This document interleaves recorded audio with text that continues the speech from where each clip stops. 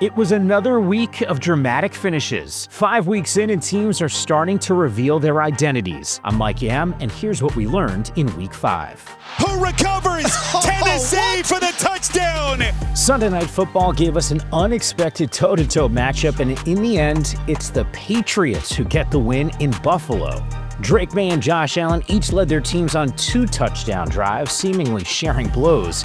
In a homecoming for Diggs, it was a 32-yard pass from May that looked like vintage Josh Allen.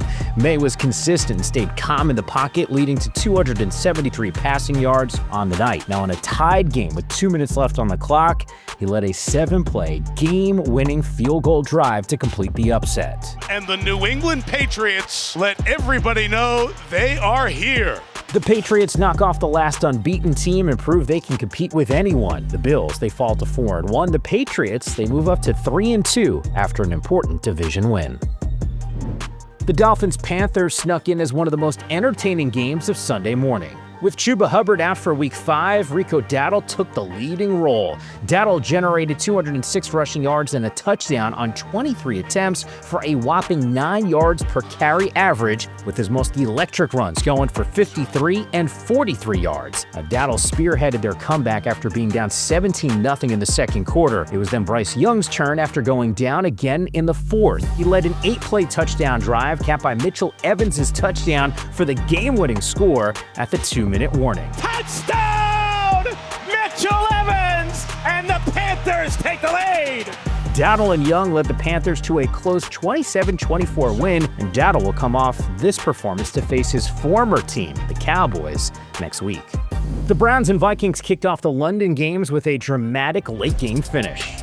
Rookie Dylan Gabriel was solid in his first NFL start. Even though he didn't get the win, the game was incredibly close. Gabriel was accurate on short passes and limited those mistakes. The best throw? A touchdown dart to David Njoku. That was one of his 2 touchdowns on the day. Now, the Browns found offensive success largely in part to their other rookie, Quinshon Judkins, who had great burst and patience on his way to 110 yards on 23 carries. Quinshon Judkins is over 100 yards for the day. Cleveland tied its season-high point total in a promising debut for Gabriel, but it's the Vikings who pull off the win in the final minute. Browns dropped to 1-4, but they're trending in the right direction.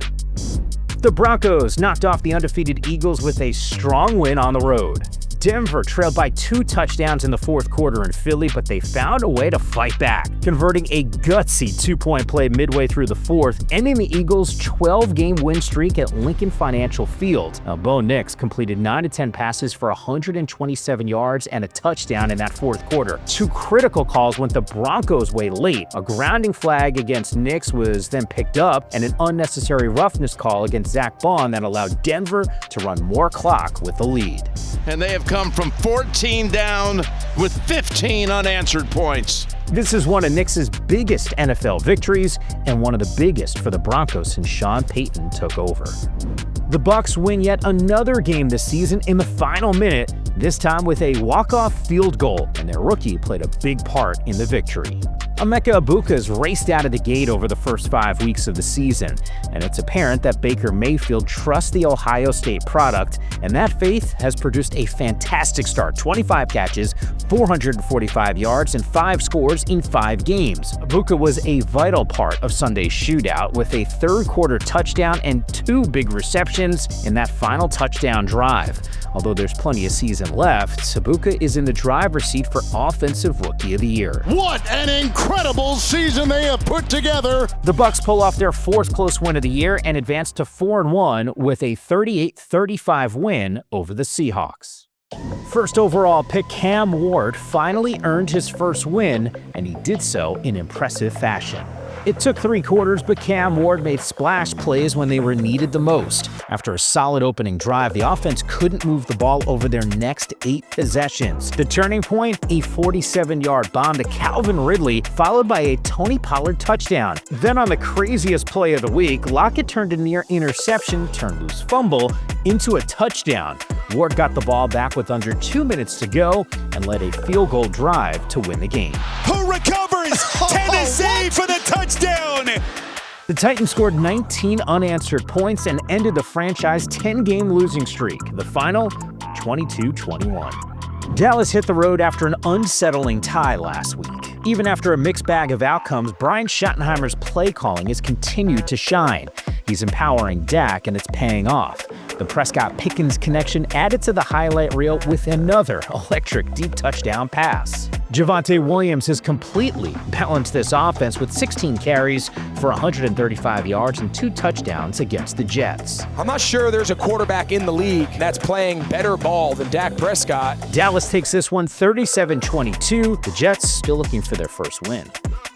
After 2 weeks away, the Commanders look complete again with Jaden Daniels back on the field. The Chargers dominated the first quarter, then flushed the game away with some critical mistakes. Daniels, he took advantage. A 50-yard pass to Luke McCaffrey at the end of the first half set up a field goal to tie the game. Washington then went on to score 27 unanswered points, and for the cherry on top, Daniels hit Deebo Samuel for a touchdown to beat the blitz.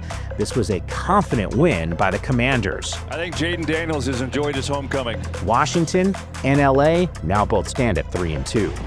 The Ravens' woes continue to seem more concerning each week. Houston was able to limit Derrick Henry and the entirety of Baltimore's offensive attack on Sunday. It was C.J. Stroud. He shined. Facing a banged-up Ravens defense seemed to be the cure that Stroud and company needed after some early season struggles. C.J. hit 7 different targets, with 2 of his 4 touchdowns going to Xavier Hutchinson as the Texans ran away from the Ravens. Hutchinson with his second of the day and second of his career. They head into the bye week with momentum after Houston's first victory in Baltimore. The Ravens, they dropped to 1-4 after a 44-10 loss. It was all Colts again this week. Everything went right for them and everything went wrong for the Raiders. Geno Smith has tallied 8 interceptions through 5 weeks. Now, the Vegas passing game has been hard to watch. He averaged just 6.3 yards per attempt against the Colts and had 2 painful picks that led to touchdown drives for Indy. Geno is without 2 of his top tight ends, and Genti, well, he had 59 yards from scrimmage on that opening drive, but just 50 yards the remainder of the game. There's no excuses, though, for a 40-3 scoreboard entering the fourth quarter. Well, who knows if Kenny Pickett offers some more upside, but Smith, he hasn't justified being the unquestioned starter. For Geno Smith, another rough day. The Colts dominated this one and should be considered top contenders in the league at 4-1. The Lions traveled to Cincinnati for a much closer game than anticipated. Jared Goff and company didn't do anything too explosive against the Bengals. Jared Goff, he produced a 153 passer rating with 258 yards and 3 scores on 19 of 23 passing. David Montgomery, though, he wowed his hometown with a Wildcat touchdown pass and a score on the ground. Most importantly, the Lions got Sam Laporta involved with his first touchdown of the year to go along with 92 receiving yards, which nearly matched his combined total of 98 from the past 3 weeks. Up in the air and in for 6. The Lions secured a 37-24 win over Cincinnati.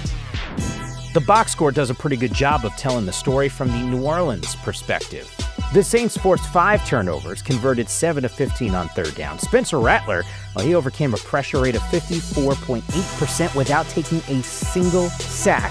Plus, the Saints scored a defensive touchdown and completed an explosive touchdown pass to check nearly every box on their way to their first win. On the defensive side, Kool-Aid McKinstry notched his first 2 career interceptions, stopping Giants' drives to maintain the lead. Rattler finally found a way to keep the offense moving with his arm and legs and ended the day with 225 passing yards and no picks. And Spencer Rattler is going to get the first win of his NFL career. The Saints get the win in Kellen Moore's first victory as a head coach and Rattler's as an NFL starter.